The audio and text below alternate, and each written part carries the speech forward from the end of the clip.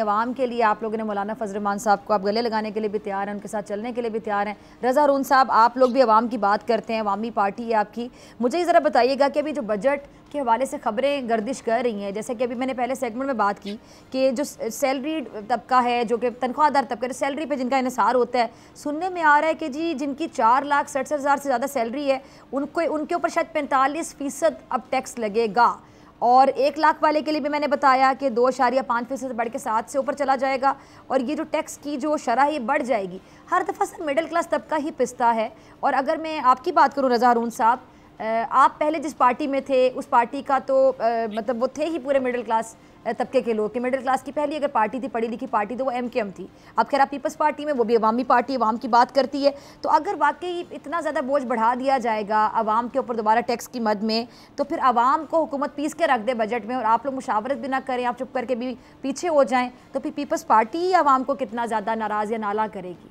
रज़ा हारून साहब, मैं समझता हूँ कि बिल्कुल सही आपने फरमाया है कि सैलरीड क्लास जो है वो यहाँ तौर पर मिडिल क्लास है, lower middle class, working class families के लोग होते हैं।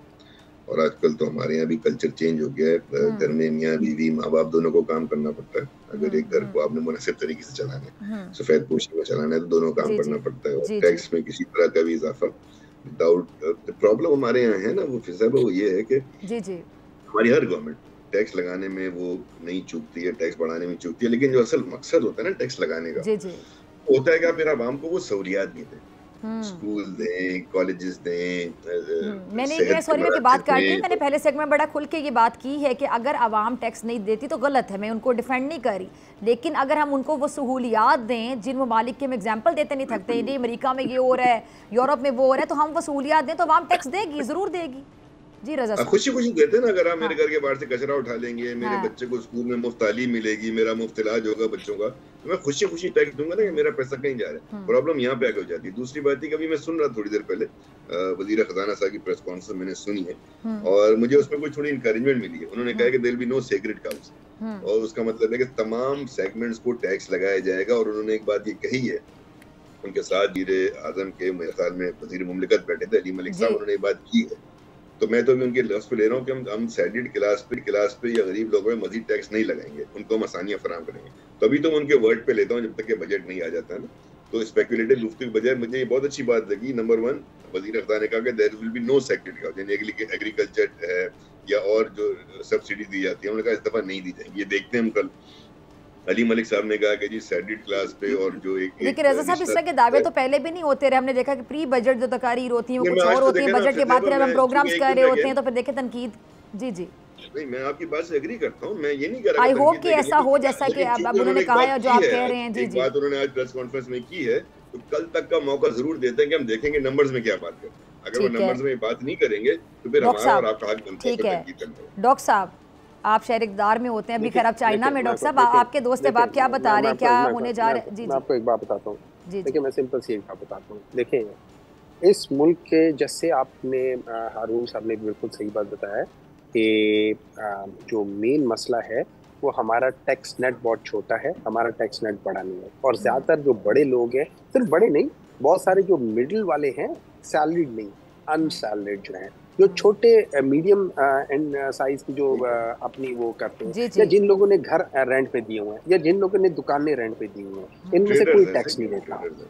हाँ ठीक है ना, ये सारी चीजें तो इनको, अच्छा ट्रेडर्स वगैरह ये सारी चीजें। अब दूसरी बात, जो इस मुल्क को दो सबसे बड़े धचके जो लगे हुए, मैं क्यों कहता था ये गले सड़े हुए, मैं इसलिए कहता ये था विद रियल ड्यू एस्टेट की भी रिस्पेक्ट, मैं बात इसलिए करें ना, कहता था, मैं एक मिनट है जनाब, मैं वहां से इसलिए टैक्स कहता था लें। कि स्टेट है, देखिए एग्रीकल्चर है, देखिए हाँ रियल स्टेट में जिस सिगरेट बंदे को आप इंडस्ट्री लोगों ने डेवलपमेंट के लिए लगाया हुआ है, उसका कॉन्फ्लिक्ट ऑफ इंटरेस्ट है रियल स्टेट के साथ, अलीम खान का कॉन्फ्लिक्ट ऑफ इंटरेस्ट है, उसी को आप डेवलपमेंट में। अच्छा एक और बात, लेकिन मुझे कर लेने दो। दो चीजें हैं, एक बिजली का जो आपका सर्कुलर डेप्ट है तकरीबन 2.2 ट्रिलियन का है, ठीक है, हो सकता है ये 3 को टच कर जाए। आपका दूसरा है तकरीबन 2 ट्रिलियन का आपका है उसका ये ठीक पेंशन वगैरह का है, ठीक है। हाँ आप ये सोच ले आपका 7 ट्रिलियन का डेफिसिट है, 7 ट्रिलियन में से 4 ट्रिलियन तो यहाँ पे चले गए, ठीक है। उसके बाद फिर आपके जो रिडंडेंसीज है, वो रिडंडेंसीज आपकी तकरीबन 50% के करीब है, क्योंकि जो चीजें डिवॉल्व हो गई हैं वो आज भी फेडरल में सारी उसी तरह बैठी हैं, बल्कि बड़ी हो गई हैं। उसमें अगर आप देखें तो उसमें आप एक बहुत बार तकरीबन 1 ट्रिलियन आप कम कर सकते हैं। अच्छा, ये चीजें जब तक आप नहीं करेंगे आप कैसे आगे जाएंगे, और ये करेगा? ठीक है डॉक्टर साहब, वक्त की कमी जरा, पास आवाम का मैंडेट, वक्त की कमी जरा, ठीक है आगे जरा अपना लास्ट कमेंट दे दे, लास्ट 20 सेकंड्स है कि कैसा बजट फिर एक्सपेक्ट कर रहे हैं आप, क्या होने जा रहा है? देखिए, पिछले साल इन लोगों ने 3.5 लाख रुपए के लिहाज से पर पर्सन के लिहाज से किया था। इस दफा 4.5 लाख करने जा रहे हैं, और इससे सुना है कि कोई 18% का ये पेट्रोल के ऊपर भी वो लगा रहे, लेवी लगा रहे या सेल्स टैक्स लगा रहे हैं। बिल्कुल सुना है, 18% जब ये सारी चीजें करेंगे, मुझे एक बात बताएं, ये कैसे मुमकिन हो सकता है कि ये लोग इस चीज को बेहतर कर सकते हैं? और एक बात याद रखना, ये सैलरी क्लास के ऊपर जब बर्डन डालेंगे ना, आपके सारे लोग भागना शुरू कर देंगे। इन लोगों ने पहले भी तबाह किया हुआ है, अभी भी तबाह करेंगे, और आज से पिछले 40 साल से कर रहे हैं। ठीक है रजा साहब, आपका लास्ट कमेंट। जी रजा साहब। लास्ट कमेंट ये कि budget is a complicated subject, और मैं देखना चाहूंगा कल के कहां इजाफा कर रहे हैं, कहां क्यों कमी कर रहे हैं, और अगर इजाफा करें तो रिलीफ क्या देख रहे हैं, then I will be able to comment. ठीक है जी, बहुत शुक्रिया दोनों मेहमानों का। सब्सक्राइब करें और बेल दबाएं ताकि कोई खबर रह न जाए।